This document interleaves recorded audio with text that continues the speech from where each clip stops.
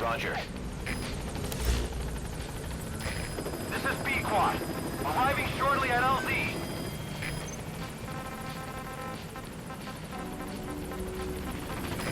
This is B-Quad. On station at LZ. So what were they doing at Nzoya Badia, Baloo? That facility with all the people laid out in rows. The abandoned factory Shivani was held in. It is precisely as you guessed. Black Anna was coding languages into the vocal cord parasites.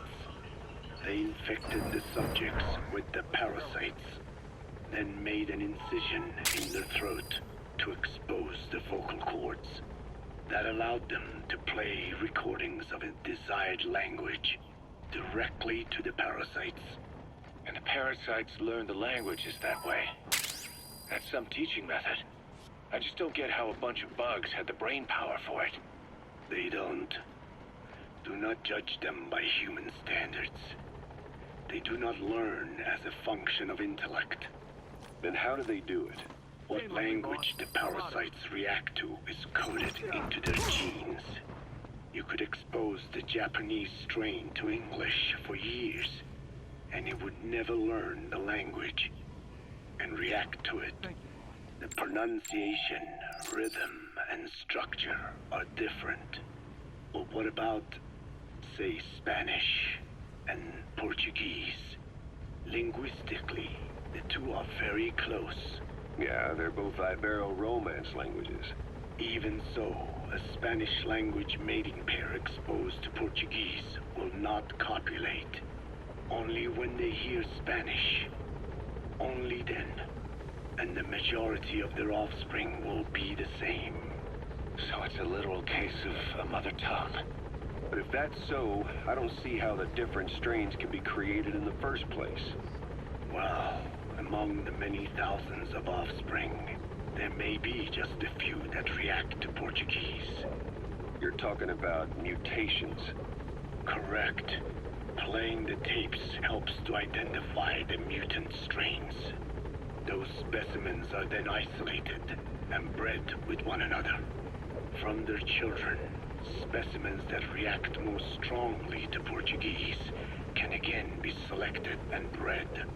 Repeating this process creates a strain that reacts solely to Portuguese and never to Spanish. Mutation and selection. No different to breeding roses. So you kept increasing the change over the generations, adapting them to languages from all over the world. Must have taken a hell of a lot of patience. More like patience. Just how many died for this? There's something I still don't get. In order to tell which larvae will react to Portuguese, you'd have to let them develop and then see which copulate. That means you'd need tens of thousands of guinea pigs. There's no way you could do that in a facility that small. For normal selective breeding methods, you would be right. But there is a more effective selection method when training the vocal cord parasites.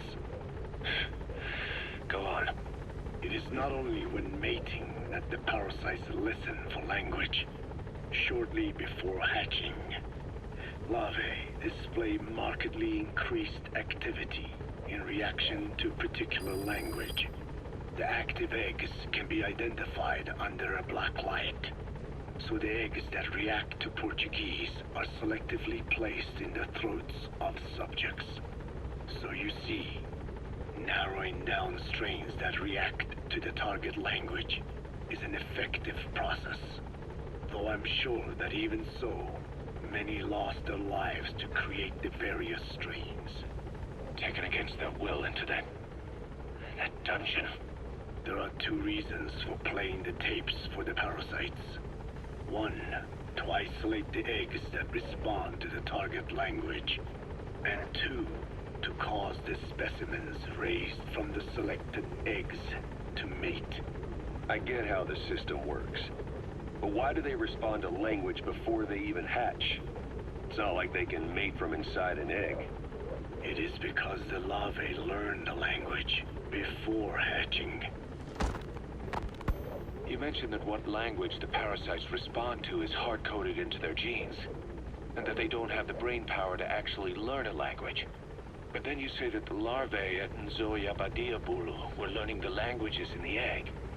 Your story doesn't add up. Your country is home to a unique songbird.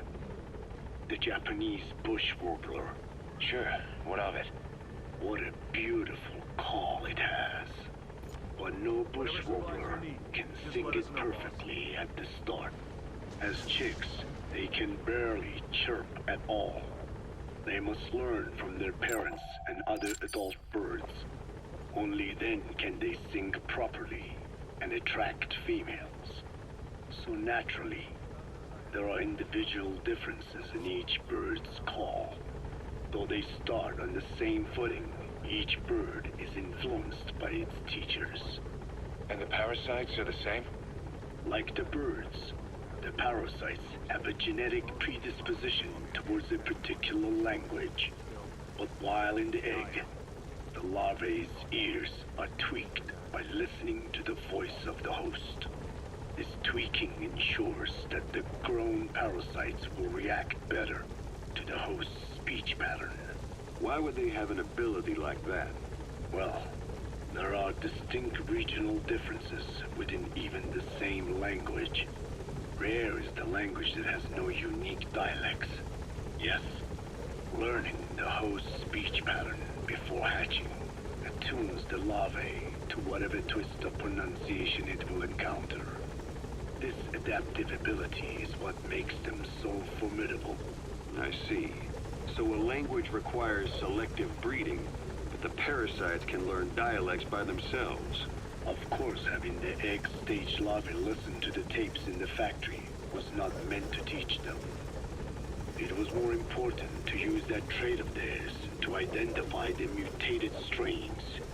As I mentioned earlier, Is that really accurate enough to use as a weapon? You could wipe out a neighboring ethnic group by accident if their pronunciation is too close. what you say is true. In that sense, they are imperfect as ethnic cleansers.